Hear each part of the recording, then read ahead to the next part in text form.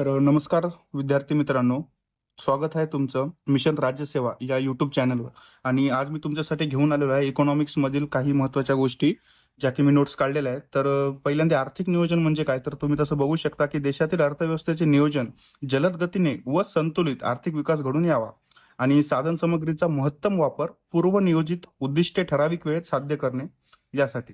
आणि भारताचं जे नियोजन मंडळ आहे, प्लॅनिंग कमिशन ज्याला आपण म्हणतो, तर त्यांनी एक आर्थिक नियोजनाची व्याख्या दिलेली आहे. तर ती अशी की पूर्वनिर्धारित सामाजिक उद्दिष्टांच्या पूर्ततेसाठी देशातील संसाधनांना संघटित करून त्यांचा महत्तम लाभकारक उपयोग करण्याच्या दृष्टीने अवलंबिण्यात येणारी पद्धत. तर आपण नियोजनाचे प्रकार बघू. तर पहिला आहे आदेशावरून नियोजन, म्हणजे जे सरकारकडून जे आदेश दिला जाईल तर ते तुम्हाला पाळावंच लागेल, तर ते आदेशाद्वारे नियोजन. दुसरं आहे प्रलोभनाद्वारे नियोजन. तर प्लॅनिंग बाय इन्व्हेस्टमेंट, म्हणजे कसं की बाबा सरकार काय करते, काहीतरी जे उद्योगपती आहेत समजा टाटा बिर्ला वगैरे इत्यादी, तर त्यांना काय करते की सवलत देते, अनुदान देते की बाबा तुम्ही या या राज्यामध्ये जाऊन तुमचा बिझनेस स्थापित करा. तर ते झालं प्रलोभनाद्वारे नियोजन. आणि तिसरं असतं सूचक नियोजन, म्हणजे ते फक्त काय करतात, खाजगी जे आपलं क्षेत्र असते तर त्याच्यामध्ये कडकपणे नियंत्रण नसतं त्यांचं. ते काय करतात की विविध सोयी सवलती देऊन त्यांच्याकडून देशाच्या विकासासाठी सामाजिक आर्थिक उद्दिष्टे साध्य करतात. म्हणजे एक सूचनात्मक, म्हणजे कसं की त्यांना सुचवलं जातं की तुम्ही असं असं केलं तर असं असं होईल. जे उद्योजक आहेत त्यांना. तर त्याच्यामध्ये वित्तीय नियोजन, जर म्हणजे पैशांचं वगैरे जे प्लॅनिंग म्हणतो त्याला आपण फायनान्शियल प्लॅनिंग म्हणतो. आणि जे फिजिकल किंवा जे गोष्टींची, वस्तूंची, सेवांची, उत्पादनाचे जे नियोजन असतं त्याला भौतिक नियोजन. आणि दीर्घकालीन नियोजन व वार्षिक नियोजन. वार्षिक नियोजनाचा कालावधी म्हणजे दरवर्षी तुम्ही जे नियोजन करता त्याला वार्षिक नियोजन. आणि दीर्घकालीन म्हणजे काय, 10 ते 15 वर्ष. आणि मध्यमकालीन 4 5 6 वर्ष, ज्याच्यामध्ये जी प्लॅनिंग केली जाते त्याला ते नियोजन असे म्हणतात.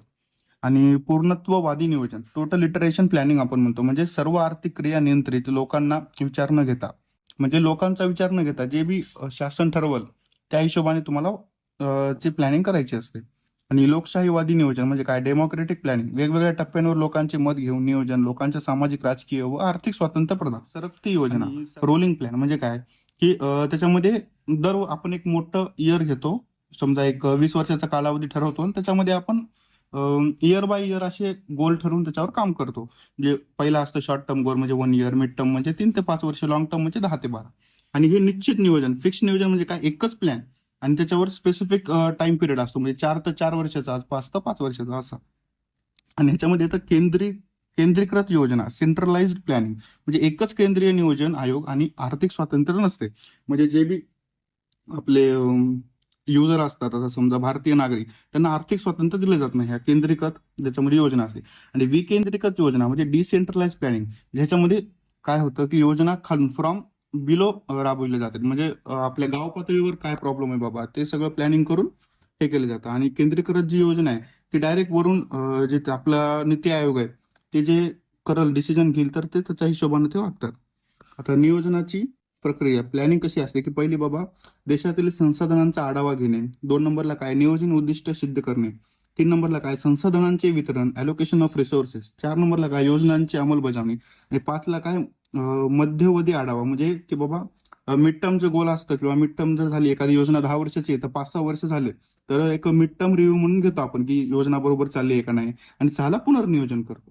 तर तुम्हाला माहिती आवडली असेल तर आपल्या मिशन राज्यसेवा या चॅनलला फॉलो करा आणि सबस्क्राईब करा.